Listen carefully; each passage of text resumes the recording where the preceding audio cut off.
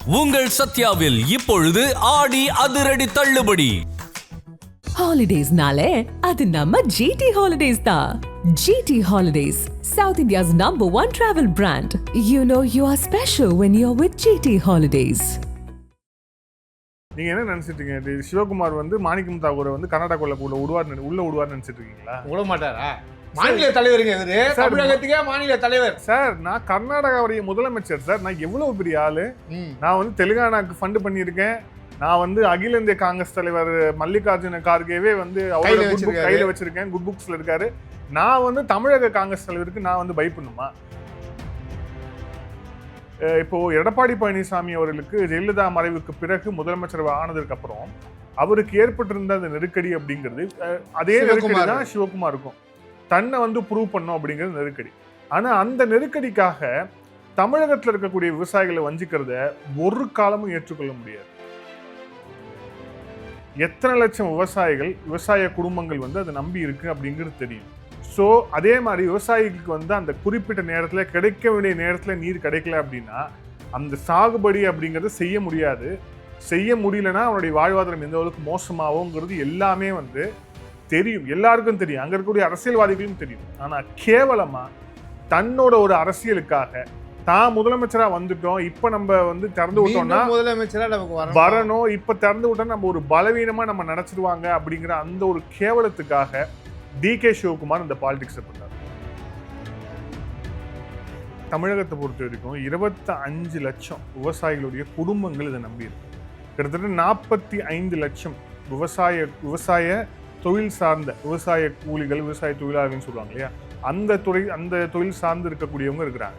இப்போ ரெண்டுத்தையும் நம்ம ஓரளவு எடுத்தாவே கிட்டத்தட்ட 50 லட்சம் குடும்பங்களுக்கு மேல இந்த விவசாயத்தையும் இந்த காவிரி நீரையும் நம்பி இருக்கு. அப்படிங்கிற போது இவர்களுடைய வாழ்க்கையில விளையாடுறது, இவருடைய வயிற்றுல அடிக்கிறது அப்படிங்கிறத சிவகுமார் மாதிரியான ஆட்கள் வந்து தொடர்ச்சியா செய்யறாங்கன்னா இது வந்து எந்த வகையும் இது வந்து மிக மிக கண்டிக்கத்தக்கது. அதை தாண்டி யோசிச்சு பாருங்க, தமிழக காங்கிரஸ் சுப்ரீம் கோர்ட் தீர்ப்பு கொடுத்துருக்கு. அதை செயல்படுத்த வேண்டியது காங்கிரஸ் DK சிவகுமாரோடைய வேலை. எப்படி மோடி கிட்ட போய் இவர் வந்து அன்பு மணி நின்று வலியுறுத்துவார் அங்க உட்காந்து? இல்ல, அதுக்கு நாங்க சுப்ரீம் கோர்ட்டை போயிடுவோம். எதுக்கு மோடி கிட்ட? உச்சபட்சமா இருக்கிறது சுப்ரீம் கோர்ட்டு தான். அவங்க ஆணையே கொடுத்துட்டாங்க, நீங்க வந்து விடணும், இத்தனை TMC விடணும்னு சொல்லியிருக்காங்க. அதை செயல்படுத்த துப்பு இல்லை அந்த சிவகுமாருக்கு. அதை வலியுறுத்த இங்க இருக்க யாருக்கும் அந்த துப்பும் கிடையாது. அப்படின்னும் போது இவர் ஏன் போய் மோடி கிட்ட நிக்கணும்? இப்போ அன்புமணிக்கு வரேன். இப்போ அன்புமணி சொன்னார் இல்லையா, ராகுல் காந்தி உள்ள கூட்டுவான்னு. ஏன் ராகுல் காந்தி அவர் சொன்னார்? ஏன்னா DK சிவகுமார் என்ற நபர் இன்று முதலமைச்சர் நாற்காலியில் உட்கார்ந்திருப்பதற்கு மிக முக்கியமான காரணம் கர்நாடக மக்களை தாண்டி ராகுல் காந்தியும் மல்லிகார்ஜுன கார்கேவும் 2 பேருடைய ஆசீர்வாதத்துல தான் சித்தராமையாவை கீழே இறக்கிட்டு அங்க வந்து DK சிவகுமார் உட்கார்ந்துருக்காரு. அதே நேரத்துல ராகுல் காந்தி காவேரி விவகாரம் பத்தி பேசணும், நீங்க வாங்க அப்படின்னா விஜய் அவர்கள் போவார். 2 காரணம். ஒண்ணு, அவர் யார் கூப்பிட்டாலும் போக ரெடியா இருக்காரு நம்ம முதலமைச்சர். ஆதரணியர்களுக்கு அன்பு வணக்கம். இன்றைய அதிரடி விவாதம் மீண்டும் நம்ம கூட்டியிருக்கிறோம். இதுல என்ன பேச போறோம் அப்படின்னா காவேரி பிரச்சனை அப்படிங்கிறது தமிழகத்திற்கு தொட்டு வரக்கூடிய ஒரு பிரச்சனையாக இருக்கிறது. ஆனா இப்போ அந்த எரியிற எண்ணெயில அந்த எரியிற தீயில எண்ணெயை ஊற்றியது அப்படிங்கிறது கர்நாடக அரசாங்கம். மேகதாது அப்படிங்கிற ஒரு அணையை வந்து நாங்கள் கட்ட போறோம் அப்படின்ட்டு சொன்னதால இப்போ காவேரிக்கு கீழே இருக்கக்கூடிய மாநிலங்கள், குறிப்பாக கேரளா, புதுச்சேரி, தமிழகம்னு எல்லாருமே பாதிக்கக்கூடிய ஒரு இடமாக அது மாறி இருக்கிறது. ஆனா இது இப்படி இருந்தாலும் கூட அரசியல் அப்படிங்கிறது இன்னும் உச்சகட்டமாக மாறி இருக்கிறது. தமிழக முதலமைச்சர் நான் நேரடியாக வந்து உங்ககிட்ட பேசுறேன் அப்படின்னு சொன்னப்போ கர்நாடக முதலமைச்சர் DK சிவகுமார் வாங்க சுத்தி காட்டுறேன்னு சொன்னாரு. ஆனா இப்ப அவரே மறுத்து இருக்கிறார். இப்ப 13 பேர் கொண்ட குழு வந்து போறது அப்படிங்கிறது வந்து நிறுத்தப்பட்டிருக்கிறது. என்ன நடந்து கொண்டிருக்கிறது, அரசியல் செய்வது யார், இதில் முதல் குற்றவாளி யார் அப்படிங்கிறத இந்த விவாதத்தில் நம்ம வந்து பேச போறோம். நம்முடன் இணைந்திருக்கிறார் பத்திரிகையாளர் கோகுலகிருஷ்ணன். இது நேர்காணலில் விவாதம். வணக்கம் சார். வணக்கம் பிரதர், எப்படி இருக்கீங்க? நல்லா இருக்கேன். திருப்பியும் காவேரி பிரச்சனை பற்றி தான் பேச வேண்டியிருக்கு. இது 2 விதமாக நம்ம அணுகலாம். ஒன்று, காவேரியில் இப்போ நமக்கு வர வேண்டிய நீரை திறந்து விடணும் அப்படின்னு சொல்லிட்டு காவேரி ஒழுங்காற்றுக்குழு அவங்க வந்து ஒரு அறிக்கை கொடுத்துருக்காங்க. அவங்க கொடுத்ததன் விளைவாக இந்நேரம் வந்து கர்நாடகா வந்து நீரை திறந்து விட்டுருக்கணும், ஆனா திறக்கல. இது ஒண்ணு. ரெண்டாவது, மேகதாது அணை கட்டியே தீர்வோம். அதே மாதிரி உச்சநீதிமன்றம் சொல்லிடுச்சு, எந்த மாநிலம் கேட்க வேணாம்னு சொல்லிடுச்சுன்னு சொல்லிட்டு அது ஒரு விவகாரம். ஸோ நம்ம குழப்பிக்க வேண்டாம். ஃபர்ஸ்ட் நம்ம வந்து நீர் திறப்புல இருந்து நம்ம போவோம். நீர் திறப்பை பொறுத்தவரை உங்களுடைய பார்வை என்ன? இதுல எப்படி கர்நாடகா அரசு அணுகுதுன்னு நினைக்கிறீங்க? நீங்க தொன்றும் போதே ஒரு 100 ஆண்டு கால வரலாறு இந்த டிஸ்பியூட் போயிட்டே இருக்கு. இது ஆக்சுவலாக பார்த்தீங்கன்னா முதல்ல இந்த மைசூர் அரசாங்கமாக இருந்தது இல்லையா, நம்மளுடைய இந்த சுதந்திர போராட்டத்துக்கு முன்னாடிலாம் இது வந்து மெட்ராஸ் பிரசிடென்சியாக இருந்தது.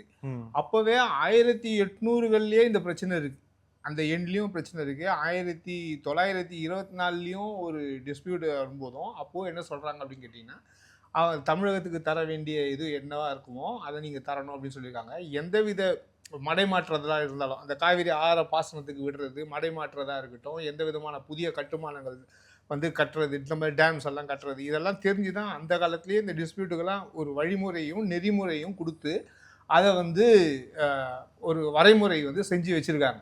பட் ஆனால் இதெல்லாம் வந்து இவங்க அது வந்து ஒரு 50 ஆண்டு காலத்துக்கு இந்த வழிமுறை நெறிமுறை போனோம், அதுக்கப்புறம் வந்து ரீஷெட்யூல் பண்ணணும் அப்படின்லாம் சொல்லியிருக்காங்க. இதை வந்து 1924க்கு அப்புறம் 50 ஆண்டுகள்லாம் 1974 முதலமைச்சர் கருணாநிதியா அப்போதான் வராரு. வந்த உடனே அவர் வந்து செஞ்சிருக்க வேண்டியது அதை வந்து செய்யாதனுடைய விளைவுகளை இன்னி வரைக்கும் வந்து இந்த தமிழகம் அனுபவிக்கிறதா தான் நம்ம ஒரு பத்திரிகையாளர்களும் சரி விமர்சகரும் சரி இதை தான் வந்து ஒரு பார்வையாக வைக்கிறாங்க. அதுக்கப்புறம் சட்ட போராட்டங்கள், அதுக்கப்புறம் வந்து காவிரி நடுவர் மன்ற எல்லாத்தையும் வச்சாலும் இந்த அங்கே இருக்கிறதும் விவசாய மக்கள் தான் இருக்காங்க, அங்கே இருக்கிறவங்க குடிக்கணும் அப்படின்னு சொல்லி அங்கே இருக்க கர்நாடக அரசாங்கங்கள் நமக்கு வந்து வழியாக வந்து இதை வந்து நம்ம போராட்டமாக பார்த்துட்டு இருக்கோம். சின்ன வயசுலேருந்தே பார்க்குறோம் இல்லையா, பிறந்த காலத்துலேருந்தே. கிட்டத்தட்ட எனக்கு இன்னைக்கு வந்து ஒரு 51 வயசு ஆகுது அப்படின்னா, எனக்கு நினைவு தெரிஞ்ச நாளில் ஒரு 6 வயசுலேருந்தே இந்த காவிரி பிரச்சனையை பற்றி கேள்விப்பட்டே வரேன். கருணாநிதி அவர்கள் மறியல் செய்கிறாரு, வைகோ அவர்கள் வந்து நடைபயணம் போய் காவிரி ஆற்றுக்காக போராடுறாரு, இதை வந்து ஜெயலலிதா அவர்கள் வந்து காவிரிக்காக உண்ணாவிரதம் இருக்காங்க. ஏன் இப்போ பழைய மாநில தலைவராக இருந்த பாஜக தலைவர் அண்ணாமலை வரைக்கும் இதை வந்து நம்ம கேள்விப்பட்டுட்டே வரோம். அப்படின்னா இதுக்கு ஒரு தீர்வான சொல்யூஷனை இது வரைக்கும் கொடுக்கவே இல்லை. இதில் நாட்டோட முதுகு எலும்பு அப்படின்னு பார்த்தீங்கன்னா கிராமங்கள். அந்த கிராமங்களில் இருக்க விவசாயிகள் தான் நம்மளுடைய கண்களாக இருக்காங்க. அவங்க சேத்துல கால் வச்சாதான் நம்ம வந்து சோத்துல கால் வைக்கக்கூடிய நிலைமை இருக்குது. இப்படிப்பட்ட இந்த விவசாயிகள் வந்து ஒரே நாடு அப்படின்றோம். ஆனால் இந்த ஒரே நாடுக்கு ஒரே தண்ணி இல்லையா அப்படின்ற அந்த ஒரு பிரச்சனைகள் இருக்கா இல்லையா? இந்த பிரச்சனைகளை தீர்க்கணும் அப்படின்னா 2 அரசாங்கங்களும், அதாவது நான் வந்து கர்நாடக அரசாங்கமும் தமிழக அரசாங்கத்தை மாத்திரம் சொல்லலை, எந்த ஸ்டேட் கவர்மெண்ட்ஸாக இருக்கோ, இந்த 2 ஸ்டேட் கவர்மெண்ட்ஸ் இருக்குது, சென்ட்ரல் கவர்மெண்ட் இருக்குது, உட்கார்ந்து ஒரு தீர்வை அமைச்சு ஒரு உருப்படியான ஒரு வரைவு திட்டத்தை கொடுத்து அந்த உருப்படியான வரைவு திட்டம் மூலமாக இதை வந்து செயல்படுத்தணும். இதை செயல்படுத்தினால் ஒழிய இதற்கான ஒரு தீர்வு வரவே வராதுன்றது தான் ஒரு பத்திரிகையாளரை நம்ம வந்து பார்க்குறோம். இதில் அரசியல் ரீதியாக நம்ம பார்க்க வேண்டியிருக்கு. ஏன்னா இதில் டெக்னிக்காலிட்டி அப்படிங்கிறது வந்து ஏகப்பட்டது இருக்குது. உச்சநீதிமன்றத்தில் பல முறை வந்து இது சொல்லப்பட்டது. உச்சநீதிமன்றமும் காவிரி மேலாண்மை வாரியம் அமைக்க வேண்டும் சொல்லியாச்சு, ஒரு ஆணையம் அமைக்கப்பட்டிருக்கிறது. அந்த ஆணையம் மூலியமா 2 மாநிலங்களுக்கும் எந்த விதமான பிரச்சனையும் இல்லாமல் தனியாக பிரிச்சுக்கோங்க அப்படின்னு தான் வந்து செக்மெண்ட் பிரித்து போயிட்டுருக்கு. எனக்கு என்ன ஒரு விஷயம் வருதுன்னா, இப்போ யோசிச்சு பாருங்க, கர்நாடக அரசியலில் புரிஞ்சுக்கிட்டாதான் நம்ம இப்போ இந்த விவகாரம் ஏன் இப்போ பற்றி எரியுது அப்படிங்கிறதும் புரிஞ்சுக்க முடியும். டிகே சிவகுமார் வந்து he's known for resort politics. அதாவது வந்து மக்கள் வந்து ஒரு முதலமைச்சரை வாக்கு செலுத்தி தேர்ந்தெடுக்கிறது அப்படிங்கிறது ஒரு முறை. ஆனால் மக்கள் வாக்கு செலுத்தி தேர்ந்தெடுத்த எம்எல்ஏக்களை வாங்கி முதலமைச்சர் ஆவது அப்படிங்கிறது ஒரு முறை. இவர் வந்து 2வது முறை, இவர் 2வது முறை தான். இதில் என்ன ஒரு விஷயம் அப்படின்னா, இந்த அரசாங்கம் காங்கிரஸுடைய அரசாங்கம் வரும்போது முதலமைச்சராக இருந்தவர் சித்தராமையா. அவர் தான் வந்து ஃபேஸ் ஆஃப் தி அந்த எலெக்ஷனோடைய ஃபேஸாக அவர் தான் இருந்தார். காங்கிரஸ் கட்சி வாங்கிய சீட்டுகளுக்கு அதுதான் மிக முக்கியமான காரணமாக இருந்தது. ஆனால் இவங்க 2 பேருக்கும் உள்ளேயுமே இருக்கக்கூடிய அந்த பாலிடிக்ஸ் உள்ளடி வேலைகள், அதுக்கப்புறம் நேரடியாக டெல்லி தலையிட்டது. அப்புறம் சித்தராமையா வந்து பதவி விலகி டிகே சிவகுமார் முதலமைச்சர் ஆனார். ஸோ இப்போ அவர் முதலமைச்சராக உட்காந்துட்டு இருக்கார். இன்னும் ஒரு 2 வருஷத்துல வந்து அங்கே தேர்தல். கரெக்ட் 2028 வந்து அங்க பாராளுமன்றத்தோட சேர்ந்து வரும் சட்டமன்ற தேர்தல் இல்ல பாராளுமன்ற தேர்தல் தனியா வரும். 2028 வந்து அங்க சட்டமன்ற தேர்தல் நடைபெற இருக்கு. ஸோ இப்போ அந்த சட்டமன்ற தேர்தல் நடைபெறும் போது தன்னை முதலமைச்சராக முன்னிறுத்தி தான் சிவகுமார் வந்து எலெக்ஷனை வந்து காங்கிரஸ் ஃபேஸ் பண்ண போகுதுங்கிறது மிக தெளிவா தெரியுது. ஏன்னா இந்த வாட்டி சித்தராமையா வந்து நான் எலெக்ஷன்ல கண்டெஸ்டே பண்ண போறது இல்லை அப்படின்ட்டார். வயது மூப்பு ஒரு காரணம் ஒன்று. அப்படி இருக்கும்போது இப்போதான் நம்ம வந்து முதலமைச்சராக வந்திருக்கிறோம். அதே மாதிரி இப்போ இந்த சந்தர்ப்பத்தை நம்ம பயன்படுத்தி நம்ம ஏன்னா we are not elected chief minister. இப்போ எடப்பாடி பழனிசாமி அவர்களுக்கு ஜெயலலிதா மறைவுக்கு பிறகு முதலமைச்சர் ஆனதுக்கு அப்புறம் அவருக்கு ஏற்பட்டிருந்த அந்த நெருக்கடி அப்படிங்கிறது அதே நெருக்கடி சிவகுமாருக்கும் தன்னை வந்து ப்ரூவ் பண்ணும் அப்படிங்கிறது நெருக்கடி. ஆனா அந்த நெருக்கடிக்காக தமிழகத்தில் இருக்கக்கூடிய விவசாயிகளை வஞ்சிக்கிறத ஒரு காலமும் ஏற்றுக்கொள்ள முடியாது. உண்மைதான். இதுல என்ன வன்மையா நம்ம சேனல் மூலமா நம்மளே கண்டிக்கிறதுன்னு கிடையாது. அதாவது இது என்ன மாதிரி போக்கு அப்படிங்கறத வந்து ஃபர்ஸ்ட் நமக்கு வந்து தெரியவே இல்லை. என்னன்னா நீங்க அரசியல் செய்யுங்க, தப்பு கிடையாது. என்னன்னா மேகதாது அணை கட்டணும் கட்ட வேணாம் அப்படிங்கிற டிஸ்பியூட் இருக்கு. நீங்க அணை கட்டுங்க, தமிழகம் கட்ட வேணாங்கிறது நம்மளோட நிலைப்பாடு. அது ஒரு தேவையற்ற ஒரு ஆணி அப்படிங்கிறது நம்மளோட நிலைப்பாடு. நம்மளோட நிலைப்பாடு நாம இருக்கும், உங்க நிலைப்பாடு நீங்க இருங்க. நம்ம உச்சநீதிமன்றம் போவோம், அங்க யாருன்னு முடிவு பண்ணிப்போம். ஆனா உச்சநீதிமன்றம் ஆணையின் பிறகு 2018 பிறகு காவேரி மேலாண்மை வாரியம் சொல்லிட்டு ஒரு ஒழுங்காற்று குழு அமைக்கப்பட்டு அந்த குழு கொடுத்த பரிந்துரை, அந்த குழு வந்து இப்போ ரொம்ப ரீசெண்டா 54வது முறையாக வந்து கூடி அவங்க கொடுத்த அந்த பரிந்துரை அப்படிங்கிறது தமிழகத்துக்கு 3500 கியூசெக் தண்ணி வந்து திறந்து விடணும் அப்படிங்கிறது அவர்கள் கொடுத்த அந்த ஆணை. அந்த ஆணையை பின்பற்றி ஒரு ஒழுங்கான ஒரு அரசாங்கமாக இருந்தால் அந்த நடைமுறையை பயன்படுத்தி தண்ணீரை திறந்திருக்க வேண்டும். இந்நேரத்துக்கு அவரு இப்போ இன்னைக்கு ஒரு ஸ்டேட்மெண்ட் கொடுத்துருக்காரு. கிட்டத்தட்ட 400, அதாவது 177 தான் கொடுக்கணும், ஆனா 400க்கு மேல நாங்க கொடுத்துட்டோம் அப்படின்றாரு. எந்த வழிமுறையில எந்த இதுன்னா அதுக்கான ஒரு விளக்கத்தையாவது சரியா காந்தி கணக்கு, அதெல்லாம் வந்து அதான் காந்தி கணக்கு கடலுக்கெல்லாம் போயிடுச்சு அப்படின்றாரு. கடலுக்கு அமுச்சு விட்டாங்க, காலி பண்ணிட்டாங்க. அவங்க காந்தி கணக்கா இல்ல ராகுல் காந்தி கணக்கா தெரியாது. ஏன்னா ஏன் அது வருதுன்னா நீங்க வந்து ராகுல் காந்தி சரி இந்த அரசியலுக்கு அப்புறம் வரும். இப்போ இந்த நேரத்துல தமிழக விவசாயிகளுக்கு நம்ம நெல் சாகுபடி அப்படிங்கிறது இருக்கு. எத்தனை மாவட்டங்கள் அப்படிங்கிறதுனால டைரக்டா ஃபர்ஸ்டோட எடுத்த உடனே பாதிக்கப்பட்ட மாவட்டம் டெல்டா மாவட்டம். தஞ்சையில ஆரம்பிச்சு திருவாரூர், புதுக்கோட்டை 22 மாவட்டங்கள் போகுது. 20க்கும் மேற்பட்ட மாவட்டங்கள் போகுது. அதாவது பாசன வசதிக்குன்னு ஒரு மாவட்டங்கள், அதுக்கப்புறம் வந்து குடிநீர் தேவைக்காகவும் இந்த மாவட்டங்கள் சொல்லிட்டு இந்த அளவுக்கு பிரிச்சிருக்கு. கிட்டத்தட்ட தமிழகத்துல மட்டும் 30 லட்சம் ஏக்கர் 30 லட்சம் விவசாய நிலங்களுக்கு வந்து பாசன வசதிக்கு பயன்படுவது காவிரி நீர் தான். எத்தனை லட்சம் விவசாய குடும்பங்கள் வந்து அதை நம்பி இருக்கு அப்படிங்கிறது தெரியும். ஸோ அதே மாதிரி விவசாயிகளுக்கு வந்து அந்த குறிப்பிட்ட நேரத்தில் கிடைக்க வேண்டிய நேரத்தில் நீர் கிடைக்கல அப்படின்னா அந்த சாகுபடி அப்படிங்கிறத செய்ய முடியாது. செய்ய முடியலன்னா அவனுடைய வாழ்வாதாரம் எந்த அளவுக்கு மோசமாகுங்கிறது எல்லாமே வந்து தெரியும், எல்லாருக்கும் தெரியும், அங்கே இருக்கக்கூடிய அரசியல்வாதிகளும் தெரியும். ஆனால் கேவலமா தன்னோட ஒரு அரசியலுக்காக தான் முதலமைச்சரா வந்துட்டோம், இப்ப நம்ம வந்து திறந்து விட்டோம்னா முதலமைச்சரா நமக்கு வரணும், இப்ப திறந்து விட்டோம் நம்ம ஒரு பலவீனமா நம்ம நினைச்சிருவாங்க அப்படிங்கிற அந்த ஒரு கேவலத்துக்காக டிகே சிவகுமார் இந்த பாலிடிக்ஸ் பண்றாரு. நமக்கு என்ன ஒரு புரியலன்னா டிகே சிவகுமார் கூட இந்த அரசியல பண்ணட்டும், தமிழக காங்கிரஸும் அதுதான் பண்ணுது, சென்ட்ரல் இருக்க காங்கிரஸும் அதுதான் பண்றாங்க. வேடிக்கை தானே பாக்குறாங்க. அதாவது இங்க இருக்க மக்களோட ஓட்டு வேண்டாமா? சென்ட்ரல்ல இருக்க பாலிடிக்ஸ்ல இருக்கவங்களுக்கு நாளைக்கு ராகுல் காந்தி வராரு, ராகுல் காந்தியை வந்து மாணிக்கம் தாக்கூர் வந்து வலியுறுத்துவாரா? நீங்கள் வந்து டிகே சிவகுமார் கிட்ட பேசி எங்களுக்கு வந்து கொடுக்க வேண்டிய தண்ணியாவது வாங்கி கொடுங்க, நீங்கள் வந்து மேகதாது அன்னைக்காக கூட பேச வேண்டாம், இப்போதைக்கு சாகுபடி நடந்தாதானே மாணிக்கம் தாக்கூரே சோறு தின்ன முடியும். கரெக்டாக இல்லையா? 4 போகம் விளைஞ்சிது சோழர் காலத்தில், அப்புறம் 3 போகம்னாங்க. இன்னைக்கு 2 போகத்துக்கே வந்து கஷ்டப்படுறோம். எத்தனையோ காவிரியில் தண்ணி விடாமல் எத்தனையோ விவசாயிகள் சாகுறாங்க.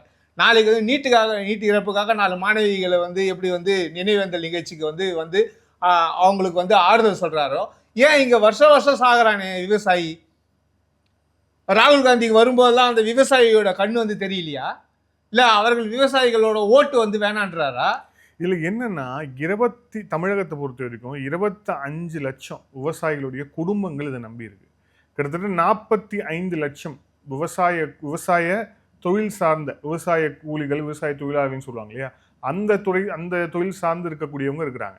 இப்போ ரெண்டுத்தையும் நம்ம ஓரளவு எடுத்தாவே கிட்டத்தட்ட 50 லட்சம் குடும்பங்களுக்கு மேல இந்த விவசாயத்தையும் இந்த காவிரி நீரையும் நம்பி இருக்கு. அப்படிங்கிற போது இவர்களுடைய வாழ்க்கையில விளையாடுறது, இவருடைய வயிற்றுல அடிக்கிறது அப்படிங்கிறத சிவகுமார் மாதிரியான ஆட்கள் தொடர்ச்சியா செய்யறாங்கன்னா இது எந்த வகையிலும் இது மிக மிக கண்டிக்கத்தக்கது. அதை தாண்டி யோசிச்சு பாருங்க, தமிழக காங்கிரஸ் இவர் சொல்றாரு, மாணிக்கம் தாகூர் தமிழக காங்கிரஸ் கமிட்டி தலைவர் சொல்றாரு, அன்புமணி அவர்கள் தெளிவா ஒரு விஷயம் சொன்னாரு, மேகதாதுல அணை கட்ட விட மாட்டோம் ராகுல் காந்தியை ஒரு வார்த்தை சொல்லுங்க, நான் கூட்டணியில இருந்தே வெளியாறேன் அப்படின்னு சொல்றாரு.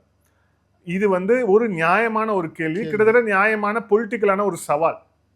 ஆனா இவர் மாணிக்கம் தாகூர் என்ன சொல்றாருன்னா, நீங்க ஏங்க எங்களை வலியுறுத்த சொல்றீங்க, நீங்க போய் மோதியை கேளுங்க அப்படின்னு. ஏதாவது ஒரு லாஜிக் இருக்கா உங்களுக்கு? நீங்க வேற ஒரு காங்கிரஸ் கமிட்டியோடைய தலைவர் வேற, அதுவும் காங்கிரஸ் நடுவர் மன்றத்தில் இருக்கு, சுப்ரீம் கோர்ட் தீர்ப்பு கொடுத்துருக்கு, அதை செயல்படுத்த வேண்டியது காங்கிரஸோடைய டி.கே. சிவகுமாரோடைய வேலை. எப்படி மோடி கிட்ட போய் இவர் அன்புமணி நின்று வலியுறுத்துவாராங்க உட்காந்து? இல்ல, அதுக்கு நாங்க சுப்ரீம் கோர்ட்டே போயிடுவோம். எதுக்கு மோடி கிட்ட? உச்சபட்சமா இருக்கிறது சுப்ரீம் கோர்ட்டு தான். அவங்க ஆணையே கொடுத்துட்டாங்க, நீங்க விடணும், இத்தனை டிஎம்சி விடணும்னு சொல்லியிருக்காங்க. அதை செயல்படுத்த துப்பு இல்லை அந்த சிவகுமாருக்கு, அதை வலியுறுத்த இங்க இருக்க யாருக்கும் அந்த துப்பும் கிடையாது. அப்படின்னும் போது இவர் ஏன் போய் மோடி கிட்ட நிக்கணும்? இல்ல, ஒரு வார்த்தை கூட மாணிக்கம் தாகூர் வாயிலிருந்து நீங்க நான் காவேரியில அணை கட்டுறதை நாங்க விடமாட்டோம் அப்படின்னு சொல்றதே தவிர, தமிழகத்துக்கு தேவை நீரை திறந்து விடுங்க சிவகுமார் நாங்க கண்டிக்கிறோம், சிவகுமாருக்கு எடுக்கிறா நாங்க கருப்பு கொடி பண்ண போறோம், சிவகுமாரோடைய உருவம் எரிக்க போறோம், ஏதாவது ஒரு விஷயம் சொன்னீங்களா? என்ன காங்கிரஸ்ங்கிற அந்த ஒரு உறவு உங்களை தடுக்குதுன்னா அப்ப நீங்க கட்சி நடத்த வேண்டாமா? அப்ப உங்களுக்கு தமிழக மக்கள் அந்த அளவுக்கு முக்கியம் கிடையாதா? பெருந்தலைவர் இருந்தா இதை பண்ணிருப்பாரா? அந்த சேர்ல தான் நீங்க உட்கார்ந்து இருக்கிறீங்க. பெருந்தலைவர் இந்த சிச்சுவேஷன்ல இருந்திருந்தாருன்னா இந்த மாதிரிதான் தமிழக மக்கள் காவிரி விஷயத்துல அடிக்கிறதுக்கு அவர் தான் வழி அவர் இருந்திருந்தாருன்னா இந்த 60 ஆண்டு கால பிரச்சனையே நடந்திருக்காது. அதுதான் இன்னைக்குதான் ஒரு பேப்பர்ல பார்த்தேன், பெருந்தலைவர் காமராஜரால தான் இந்த ஆழியாறு திட்டமே வந்துதான். கோயம்புத்தூர் இன்னைக்கு பலமா செழிப்பா இருக்குன்னா காரணம் அந்த கேரளாவுக்கும் நமக்கும் உள்ள அந்த திட்டத்தை கொண்டு அதை செயல்படுத்தினால்தான் வந்ததுன்னு சொல்லி நான் படிச்சேன். அப்படி இருக்கும்போது ஏன் இவங்களால இந்த மாதிரி ஒரு வரைவை கொண்டு வர முடியல அப்படின்ற அந்த ஒரு ஆச்சரியமா இருக்கு. இல்ல, அதுதான் எனக்கு பெருந்தலைவர் மாதிரியான ஒரு முதுகெலும்புள்ள ஒரு அரசியல் தலைவரை இதுக்கப்புறம் பார்க்கவே முடியாதா அப்படிங்கிற ஒரு சூழல் தான் இருக்கு. எனக்கு என்ன ஒரு விஷயம் அப்படின்னா, இப்போ தமிழக முதலமைச்சர் 2 மாதங்கள் கிட்டத்தட்ட 2 மாதங்களுக்கு மேல ஆயிடுச்சு. அவர் நான் நேரடியா போய் நான் கர்நாடகா போய் முதலமைச்சர் போய் பேசுறேன், டி.கே. சிவகுமார்ட்ட பேசுறேன் அப்படிங்கிறார். இதுல 2 விஷயம். முன்னாடி எம்ஜிஆர் செஞ்சிருக்கிறாரு அப்படின்னாங்க. சோ இப்போ இவர் போறாரு அப்படின்னாங்க. டி.கே. சிவகுமார் ஃபர்ஸ்ட் என்ன சொன்னாரு? வரட்டும் வரவேற்கிறோம், ஹெலிகாப்டர்லாம் ரெடியா இருக்கு, சுத்தி காட்டுறேன்னாரு. ஹெலிகாப்டர்லாம் இருக்கு, நாங்க கூட்டு போய் அந்த இடம் ஃபுல்லா காமிக்கிறோம், அவருக்கு தெரியட்டும் அப்படின்னாரு. இன்னைக்கு சிவகுமார் என்ன சொல்றாரு அப்படின்னா, இல்ல வர வேணாம், வேற ஒரு நேரம் வரட்டும், நாங்க அப்ப சொல்றோம் அப்படின்னா என்ன வேற ஒரு நேரம் வரட்டும், சட்டம் ஒழுங்கு பிரச்சனை ஆயிடும் பாக்குறாரு. சட்டம் ஒழுங்கு கொடுக்கறதுக்கு கூட என்னோட முதலமைச்சருக்கு பாதுகாப்பு கூட வக்கீலாத ஒரு கவர்மெண்ட் தான் அங்க நடக்குதா சுத்தி காட்ட? இல்ல சார், அதுதான் சொல்றேன். சட்டம் ஒழுங்க முழுமையா பாதுகாக்க வேண்டிய காவல்துறையை கையில வச்சுட்டு இருக்கிற நீங்க, அவர் வந்தா ஏதாவது பிரச்சனை ஆயிடும்னா என்னங்க பிரச்சனை ஆக போகுது? என்ன பிரச்சனையாகும்? இப்போ பெங்களூர்ல எவ்வளவு தமிழர்கள் வாழ்ந்துட்டு இருக்காங்க அப்படின்னு தெரியும். தமிழர்கள் ஓட்டு அங்க இருக்க தமிழர்கள் ஓட்டு வேணாமா உங்களுக்கு? இல்ல, அது அவங்களுக்கு வேணாம். அது அவங்களுக்கு பொறுத்த வரைக்கும் நம்ம அவங்க கன்னடிகர்கள் ஓட்டே போதும் அப்படிங்கிற அந்த ஒரு மனநிலை பாலிடிக்ஸ் தான். அது நியாயம் தான் வச்சுக்கோங்களேன். ஆனா தமிழக முதலமைச்சரை ஒரு பக்கம் வரவேற்கிறது, அப்புறம் அங்க இருக்கக்கூடிய கன்னட அமைப்புகள் முதலமைச்சருக்கு இவரே தூண்டி விடுறாரோ அப்படின்ற அந்த சந்தேகங்களா எழும்புதா இல்லையா? இல்ல, முதலமைச்சர் அங்க இருக்கக்கூடிய அந்த கன்னட அமைப்புகள் தமிழக முதலமைச்சருடைய போஸ்டரை எரிக்கிறது, கிழிக்கிறது, இந்த விஷயத்தெல்லாம் பண்றது. அப்போ உங்களுக்கு என்னதான் உங்களுக்கு பிரச்சனை அப்படின்னு ஒரு கேள்வி நம்ம கேட்க வேண்டியிருக்கு. 2வது, இந்த பாலிடிக்ஸை நீ எவ்வளவு நாள் பண்ண போறீங்க? அந்த மாநிலத்துல ஒரு வாய், இந்த மாநிலத்துல ஒரு வாய் அப்படின்னா நீங்க உண்மையிலே உங்களுக்கு தமிழக மக்கள் மீது அக்கறை இருக்கிறதா இல்லையா? இதுதான் கேள்வி. ஆனா இந்த கேள்வியும் தாண்டி இருக்கக்கூடிய அவருக்கு அக்கறை கேள்வி எல்லாம் கிடையாது, அவருக்கு அக்கறை கிடையாது. அதுதான் சொல்றேன், அக்கறை இருந்தாதான் தண்ணியை திறந்து விட்டு இருப்பாரு. அதுதான் நீங்க மேகதாட்டுன்ற பிரச்சனை அப்புறம், நம்ம முதல்லயே சொன்ன மாதிரி அதுக்கு அப்புறம் பிரச்சனை வாழ்வாதார பிரச்சனை, குடிநீர் பிரச்சனை. அதாவது வந்து விவசாயிகள் மாத்திரம் இல்லாம வீராண ஏரி மூலமா நமக்கு குடிநீரே கிடைக்குதுங்க. அப்ப அந்த வீராணத்துக்கு வர வேண்டிய தண்ணியும் காவிரி தண்ணீர் தானே வருது. எத்தனை லட்சம் மக்கள் குடிநீர் இங்க வந்து பாதிப்படையும். கரெக்டுங்களா? இதெல்லாம் வந்து யோசிக்க வேணாமா அவரு முதல்ல? இல்ல, இன்னொரு விஷயம் இருக்கு. என்னன்னா, அன்புமணி பேசின அந்த விஷயத்துல இன்னொன்னு இருக்கு. ராகுல் காந்தி பேசுவாரான்னு. ஏன் ராகுல் காந்தி அவர் இந்த விஷயத்தை இழுத்தார் அப்படிங்கிற அந்த விஷயத்தை நம்ம பார்க்கணும். அதுல ஒரு நுணுக்கமான அரசியல் இருக்கு. இப்போ பிரதமர் மோடி அவர் பிரதம அமைச்சராகவே இருந்தாலும், மத்திய நீர்வளத்துறை அமைச்சர் இருக்காரு, அவர் மத்திய நீர்வளத்துறை அமைச்சராகவே இருந்தாலும், வாங்கப்பா வந்து பேசுங்க, நான் நடுவில் உட்காந்து உங்க 2 பேருக்கும் நான் பிரச்சனை தீர்த்து வைக்கிறேன் அப்படின்னு சொன்னாங்கன்னா கூட ஃபர்ஸ்ட் இவங்க போவாங்களாங்கிறதே சந்தேகம். விஜய் அவர்கள் கூட போகலாம். சரி, விஜய் அவர்கள் வந்து கூட்டணி கிடையாது, ஆனா வந்து போனாலும் போகலாம். ஆனா இவங்க டிகே சிவகுமார் போவாரா அப்படிங்கிறது வந்து மிகப்பெரிய ஒரு சந்தேகம். அப்படியே போனாலும் கூட மத்திய அரசு வஞ்சிக்கிறது அப்படின்னு சொல்லிட்டு அவங்க ஸ்டேட்ல கேவலமான பாலிடிக்ஸை பண்றதுக்கு தான் சிவகுமாருக்கு வந்து புத்தி போகும். ஆனா மற்றபடி அந்த விஷயத்தை தீர்க்கலாம் அப்படிங்கிறது புத்தி போவாது. இப்போ அன்புமணிக்கு வரேன். இப்போ அன்புமணி சொன்னார் இல்லையா, ராகுல் காந்தி உள்ள கூட்டுவான்னு. ஏன் ராகுல் காந்தி அவர் சொன்னார்? ஏன்னா டிகே சிவகுமார் என்ற நபர் இன்று முதலமைச்சர் நாற்காலியில் உட்கார்ந்திருப்பதற்கு மிக முக்கியமான காரணம் கர்நாடக மக்களை தாண்டி ராகுல் காந்தியும் மல்லிகார்ஜுன கார்கேவும் 2 பேருடைய ஆசீர்வாதத்துல தான் சித்தராமையாவை கீழே இறக்கிட்டு அங்க வந்து டிகே சிவகுமார் உட்கார்ந்துருக்காரு. அதே நேரத்துல ராகுல் காந்தி காவேரி விவகாரம் பத்தி பேசணும், நீங்க வாங்க அப்படின்னா விஜய் அவர்கள் போவார். 2 காரணம். ஒண்ணு, அவர் யார் கூப்பிட்டாலும் போக ரெடியா இருக்காரு நம்ம முதலமைச்சர். 2வது கூட்டணி இங்க அமைச்சர் 2 அமைச்சர்கள் வந்து இங்க வந்து கொடுத்திருக்காரு. ஆமா, நியாயமா கொடுத்திருக்காரோ தண்டத்துக்கு கொடுத்திருக்காரு. சோ வந்து கொடுத்திருக்காரு. 2 பேர் போவாங்க. அப்படி இருக்கும்போது இப்ப இந்த விஷயத்தை சுமூகமா பேசி முடிக்க வேண்டிய இடத்தில் இருப்பது ராகுல் காந்தி, இந்திய நாட்டின் எதிர்கட்சி தலைவர். நம்ம இதுவே சொல்லுவோம், நாளைய பிரதமர், என்ன வேணா ஜென்சிகளின் வருங்காலம். ஆமா, எல்லாத்தையும் சொல்லிட்டு இருக்காங்க. அதான் சொல்ல என்ன வேணா சொல்லலாம். ஆனா ஒரு வார்த்தை இது வரைக்கும் ராகுல் காந்தி ஒரு வார்த்தை, ஒரு ட்வீட், ஒரு எழுத்து இது சம்பந்தமா ஏதாவது பேசினா ராகுல் காந்தி? அப்போ உங்களுக்கு சவுத் இந்தியாவை பொறுத்தவரை சவுத் இந்தியாவில் வந்து காங்கிரஸ் தான் வந்து பெரிய கட்சினா, அப்ப அதே சவுத் இந்தியால மிகப்பெரிய ஒரு பிரச்சனையா காவேரி இருக்குங்கிற போது 2 மாநிலத்துல இருக்கு அப்படிங்கிற போது வந்து நம்ம மத்திய அமைச்சர் வந்து சொல்றாரு, இந்த மாதிரி வந்து காவேரி இஷ்யூல வந்து சுப்ரீம் கோர்ட் வந்து எந்த வரைமுறையும் கொடுக்கல அப்படின்னும் போது அன்புமணி அவர்கள் என்ன சொல்றாரு, 2 மத்திய அமைச்சர்கள் இதுக்கு முன்னாடி வந்து தமிழ்நாட்டோட இது இல்லாம எதுவும் செய்ய முடியாதுன்றதுதான் எனக்கு வந்து பதிலாக கொடுத்துருக்காங்க, எழுத்துப்பூர்வமாக கொடுத்துருக்காங்க. ஏற்கனவே இந்த நீர்வளத்துறை அமைச்சர்லாம் இருக்காங்க இல்லையா, மத்திய அமைச்சர்லாம் அவங்க எல்லாம் கொடுத்துருக்காங்க அப்படின்றாரு. அப்ப எதிர்த்து அவர் பேசலையா? என்டிஏ கூட்டணியில் இருக்காரு, தவறுனா தவறையும் சுட்டி காட்டுறாரா இல்லையா? அதை வந்து நீங்க ஒரு அப்ரிஷியேட் பண்ணணுமா இல்லையா? தமிழ்நாட்டுக்காக தமிழ்நாட்டு மக்களுக்காக பேசக்கூடிய இடத்துல அன்புமணி இருக்காரு, பேசுறாரு. அதே இடத்துல தான் நீங்களும் இருக்கீங்க. அதே எனக்கு வந்து மேகதாட்டு அடை வரக்கூடாதுன்றதுல எந்த விதமான இதுவும் கிடையாதுன்றது. நீங்க வெறும் அறிக்கை மாத்திரம் கொடுத்தா எப்படி? போங்க, கருப்பு கொடி காட்டுங்க, உட்காருங்க, உண்ணாவிரதம் இருங்க, எவ்வளவு பண்ணிருக்காங்க. கருப்பு பலூன் விடுங்க, கருப்பு பலூன் விடுங்க. சரி, இவருக்கு எதிரா போன இதுல பாஜக தலைவர் அண்ணாமலை போய் நிக்கல, போய் நீங்களும் அதே போய் நில்லுங்க. அதே இடத்துல வந்து என்னுடைய நிலைமை வந்து இதுதான். அண்ணாமலை என்ன சொன்னாரு, என்னோட நிலைமை இங்க வந்து காவிரி தண்ணீர் மேகதாட்டு அணை கட்டப்பட மாட்டோம்னு சொன்னார்ல. இவருக்கு உண்மையிலே தெம்பும் திராணி இருந்தா அங்க போய் சொல்லட்டும். கர்நாடகா சிஎம் சந்திச்சு எங்களுக்கு வந்து தண்ணி வரட்டும், தண்ணியை கொடுங்க, எங்களுக்கு வேண்டிய தண்ணியை நீங்க கொடுங்க, மேகதாடு அணை கட்டினா நாங்க வந்து எதிர்ப்போம். காங்கிரஸ்காரங்க அங்க உண்ணாவிரதம் சாகும் வரை உண்ணாவிரதம் இருப்போம். சோனியா வாங்கிச்சு இவங்க ஆதரவு கொடுத்தாங்களா இல்லையா நீட்டுக்கு? அதே போல நாங்கெல்லாம் கூட வரோம். ஏன்னா எங்களுடைய விவசாயிகள் பத்திரிகையாளர்கள்லாம் நாங்களே வரோன்றேன். நம்ம நடுநிலையுமா நின்று வேடிக்கை பார்க்க வேண்டிய இடத்துல தான் இருக்கோம். ஆனா நம்ம வேடிக்கை பார்க்க வேணாம், காங்கிரஸுக்காக நம்ம வந்து இறங்கி போட்டாடுவோம். நீங்க என்ன நினைச்சிட்டு சிவகுமார் வந்து மாணிக்கம் தாக்கூரை வந்து கர்நாடகாக்குள்ள உள்ள விடுவார்னு நினைச்சிட்டு இருக்கீங்களா? விட மாட்டாரா? மாநில தலைவருங்க இவரு, தமிழகத்துக்கே மாநில தலைவர் சார். நான் கர்நாடகாவுடைய முதலமைச்சர் சார். நான் எவ்வளவு பெரிய ஆளு. நான் வந்து தெலுங்கானாக்கு ஃபண்ட் பண்ணியிருக்கேன். நான் வந்து அகில இந்திய காங்கிரஸ் தலைவர் மல்லிகார்ஜுன கார்கேவே வந்து கையில வச்சிருக்கேன், குட் புக்ஸ்ல இருக்காரு. நான் வந்து தமிழக காங்கிரஸ் தலைவருக்கு நான் வந்து பயப்படணுமா? இதுதான் அந்த அரகன்ட் தான், அந்த அரகன்சி தான் வந்து வெளிப்படுது டிகே சிவகுமார் கிட்ட இருந்து. ஒரு பேச்சிலையும் ஒரு விஷயத்திலையும் இன்னைக்கு சொல்லும் போது கூட அதுதான் நாங்க ஒரு தோதான டைம் சொல்றோம். ஃபர்ஸ்ட் நீங்க யாருங்க சொல்றது? ஃபர்ஸ்ட் வந்து வருவதாக தமிழக முதலமைச்சர் சொன்னார். அது எதுக்காக சொன்னாரு? வாங்க வாங்க நீங்க வரவேற்றதால தான் அவர் சொன்னாரு. அதுக்கப்புறம் அவர் வராருங்கிற போது நீங்க பேக் அடிச்சீங்கன்னா அப்போ உங்களுக்கு குழு கூட போட்டாச்சு.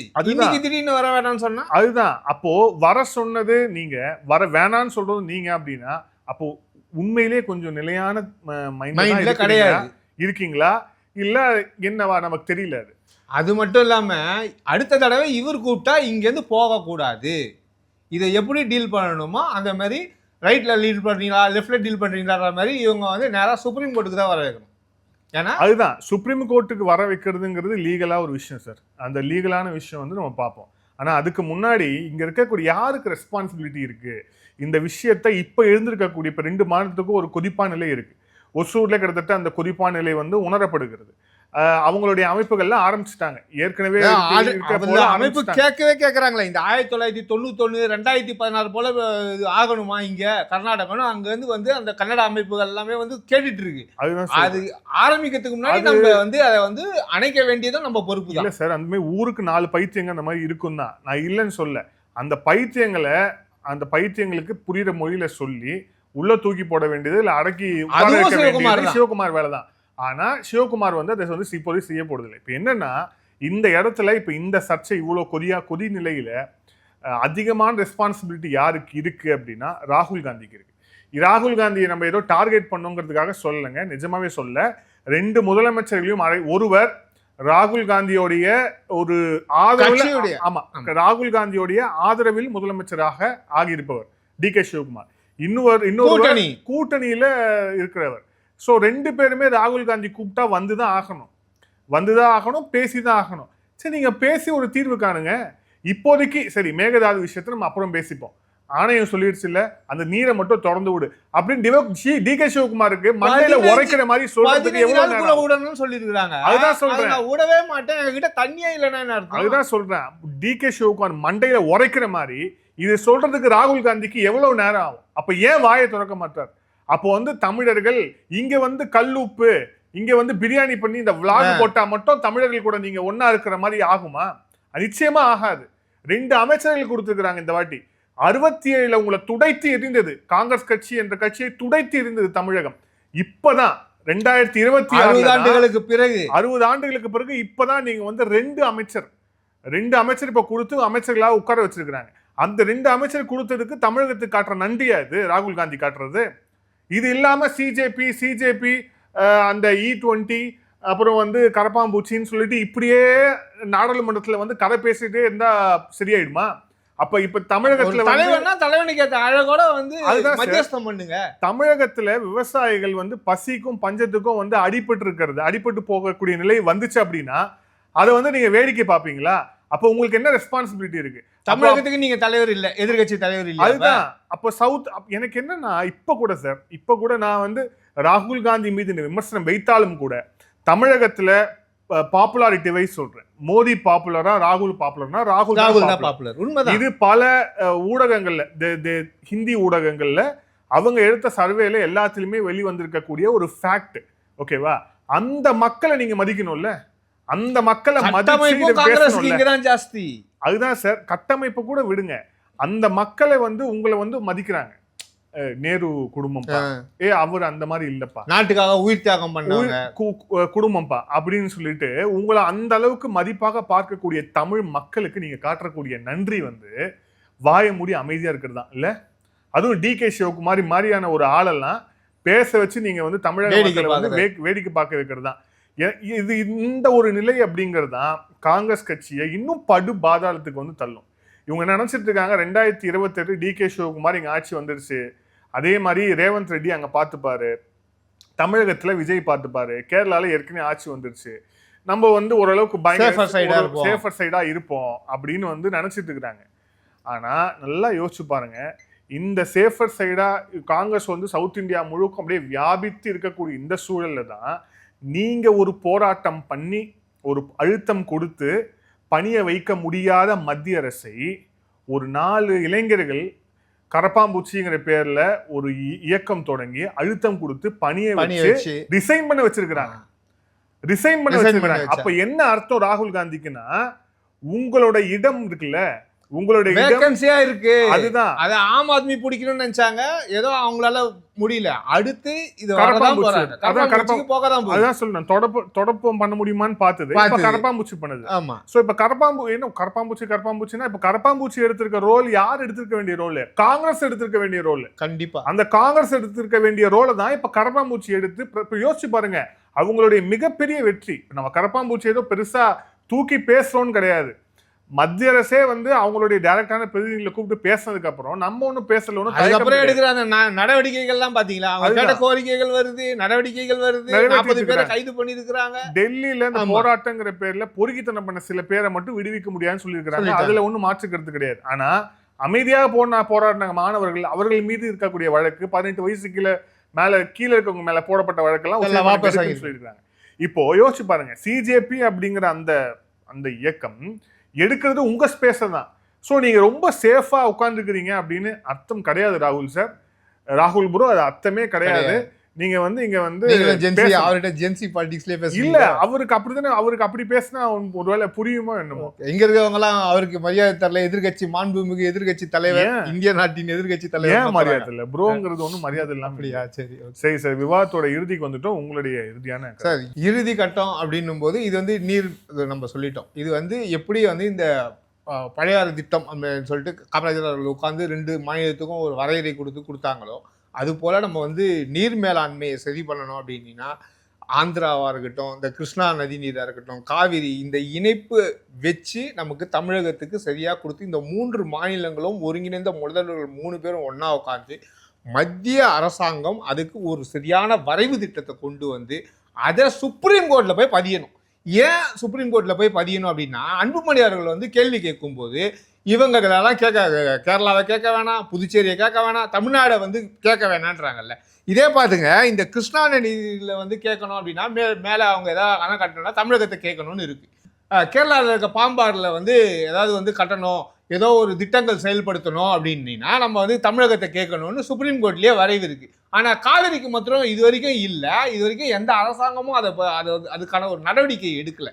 பட் இனிமே இருக்கிற இந்த டிவிக்கு அரசாங்கம் என்ன பண்ணணும்னா, நடந்ததெல்லாம் நடந்து போச்சு, முடிஞ்சதெல்லாம் முடிஞ்சு போச்சு. இதை செய்யணும் அப்படின்னீங்கன்னா கண்டிப்பாக மத்திய அரசாங்கத்தோட உட்காந்து ஒரு சுப்ரீம் கோர்ட்டில் லீகலாக ஒரு கேஸை போட்டு இதை வந்து கர்நாடகா செய்யணும். எந்த விதமான ஒரு அமைப்பை ஏற்கனவே இருக்கு அந்த சுப்ரீம் கோர்ட் இதுலேயே வந்து 2018 கொடுத்ததுல வந்து எந்த திட்டங்கள் வரைவுகள் ஏதோ வந்து இது பண்ண முடியாதுன்னு ஒரு 15 வருஷத்துக்கு 2033 வரைக்கும் அதனுடைய சுப்ரீம் கோர்ட் இது வந்து செல்லும். அது வரைக்குமே எதுவும் பண்ணக்கூடாதுன்னும் போது இவங்க அழிச்சாட்டியமா பண்றாங்கன்னும் போது இது உடனடியா ராணுவம் எப்படி வந்து அடுத்த நாள் போர் வரும்போது ஒரு போர்க்கால அடிப்படையில இதுக்கு ஒரு தீர்வை கொண்டு வர வேண்டியது தவாக அரசாங்கத்துடைய கடமையா இருக்கு. அதுக்கு உடனடியா இவங்க செயல்படுவாங்கன்னு தான் நம்ம பார்க்குறோம். ஏன்னா மற்ற விஷயம் இப்போ கரப்ஷன் ஆட்டோமேட்டிக்கா வந்து மக்களே வந்து இன்னைக்கு ஒரு விழிப்புணர்வு வந்துடுச்சு. ஆனா இந்த விவசாயிகளுக்காக செய்ய வேண்டிய கடமைகள் வந்து ரொம்ப அதிகம். அதை வந்து எப்படி ஒரு இராணுவத்தை நம்ம வந்து கண்களா பார்க்குறோமோ அதே போல இந்த விவசாயிகளையும் கண்களா பார்த்து தவாக அரசாங்கம் உடனடியாக செய்யணுன்றதை நான் நம்புறேன். நான் நீங்க அதே வந்து மேகதாட்டு விஷயம் பத்தி நீங்க சொல்லுங்க. இந்த டேமுக்கு என்ன பண்ணலாம் அப்படின்ற அந்த ஒரு இது இருக்குல்ல. இல்லை, டேமுக்கு அதுதான் சொல்கிறேனே. இந்த டேம் விஷயத்தை பொறுத்த வரைக்கும் ஃபர்ஸ்ட் இந்த டேம் வந்து ஒரு தேவையில்லாத ஒரு டேம் அப்படிங்கிறது தான், தேவையில்லாத ஒரு ஆணி அப்படிங்கிறது தான் நம்மளுடைய வந்து கருத்து. இல்லை என்ன அப்படின்னா, இந்த டேம் கட்டுற கல்ச்சர் இருக்குல்ல, இது வந்து இதுவே வந்து பல நீரியலாளர்களால் வந்து இது வந்து எதிர்க்கப்படக்கூடிய ஒரு கல்ச்சராக வந்து இருக்குது. நீரை வந்து தேங்க விடக்கூடாது, அதை வந்து ஃப்ளோ பண்ண விடணும் அப்படின்ட்டு. அதை தாண்டி இப்போ இங்கே அவங்க அந்த டேமை வந்து கன்ஸ்ட்ரக்ஷனுக்காக அவங்க எடுக்க போகிற அந்த ஃபாரஸ்ட் ஏரியா அப்படிங்கிறது ரொம்ப பெருசாக இருக்குது. இப்போ நமக்கு தெரியும் இந்த ஃபாரஸ்ட் ஏரியாஸ்லாம் எவ்வளோ சென்சிட்டிவாக வந்து நம்ம உச்சநீதிமன்றம் வரை எல்லாம் அணுகிட்டு இருக்காங்க அப்படிங்கிறது தெரியும். ஸோ இது வந்து சாத்தியக்கூறு நம்ம வெளிப்படையாக பார்க்கும்போது இதுக்கு அந்த சாத்தியக்கூறே வந்து குறைவாக தான் இருக்கு அப்படிங்கிறது ஒரு பாயிண்ட். ரெண்டாவது பாயிண்ட் என்னன்னா, நீங்கள் கீழ்மடை மாநிலங்கள், ஸோ கீழ்மடையில் இருக்கக்கூடிய மாநிலங்களுடைய ஒப்புதல் இல்லாமல் நீங்கள் வந்து இதை வந்து செய்யக்கூடாது அப்படிங்கிறது வந்து இதில் நியாயமான ஒரு விஷயம்.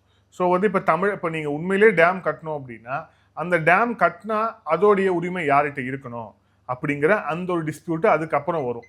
ஏன்னா இப்போ டேம் கட்டணும் நீங்கள் முடிவு பண்ணீங்கன்னா நீங்கள் ஃபர்ஸ்ட் உட்காந்து பேச வேண்டியது கேரளா, கர்நாடகா, பாண்டிச்சேரி, கேரளா, தமிழ்நாடு, அதுக்கப்புறம் பாண்டிச்சேரி 3 பேர்கிட்ட தான் வந்து நீங்க உட்கார்ந்து பேசணும். ஆனா அதை கூட வந்து நீங்க வந்து பேசாம நீங்க எடுத்த உடனே நீங்க அப்படியே வந்து போறீங்க அப்படிங்கிற போது அப்போ அதுலதான் உங்களுடைய நோக்கம் சந்தேகிக்கப்படுகிறது. பாசிசம் தெரியுது. அதுதான் சொல்றேன். இது உண்மையிலே இல்ல உண்மையிலே இதுதான் சொல்லணும். ஆமா. பாசிசம்னா அதுதானே. ஆமா, யாரையும் கேட்காம தான் தோண்டித்தனமாக நான் நினைத்ததுதான் அப்படின்னு வந்து இருக்கக்கூடிய கர்நாடகாவை சேர்ந்த அந்த அரசியல்வாதிகள் சொல்வதுதான் இந்த விவகாரம்.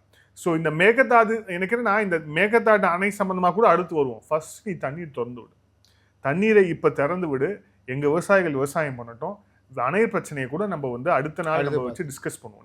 நீ தண்ணியை கூட நீ திறந்து விட மாட்ட, நாங்க வெயிட் பண்றோம், நாங்க உச்சநீதிமன்றம் போறோம்னா சரி, உச்சநீதிமன்றம் போய் தொலை. ஆனா இப்ப இருக்க உச்சநீதிமன்றம் போல, அதுக்கு ஆல் பார்ட்டி மீட்டிங் போட்டு டிஸ்கஸ் பண்றாங்க. எல்லாரும் நீங்க ஒரே சைடில் தான் இருக்கீங்க. அதனால வந்து நீங்க எல்லாம் அப்படியே ஒன்னா கூடி ஒன்னும் நீங்க வந்து டிஸ்கஸ் பண்ணுங்கிற அவசியமே கிடையாது. ஆனா இவங்க ஆல் பார்ட்டி மீட்டிங் போட்டு டிஸ்கஸ் பண்ணதுக்கு முன்னாடியே மாண்டியால அந்த சிகப்பு மஞ்சள் துண்டு போட்டுட்டு அங்க வந்து ரவுடித்தனம் பண்றதுக்கு கும்பல் வந்து கிளம்பியாச்சு. ஸோ அதனால கும்பல் கிளம்பி அப்புறம் இங்க லாரி அடிக்கிறது, அது இது அடிக்கிறது, இது அடிக்கிறதுன்னு இந்த விவகாரத்துக்குள்ள இதை ஹேண்டில் பண்றது அப்படிங்கிறது இது முறை கிடையாது. டிகே சிவகுமார் இதை புரிந்து கொள்ள வேண்டும். ஃபர்ஸ்ட் நீங்க தண்ணீரை வந்து திறந்து விட்டுட்டு அணையை பத்தி அப்புறம் பேசலாம். சென்டர் என்ன பண்ணணும்னு நினைக்கிறீங்க இதுல? இது வந்து எல்லாருமே வந்து எதிர்பார்க்கிற ஒரு கேள்வி.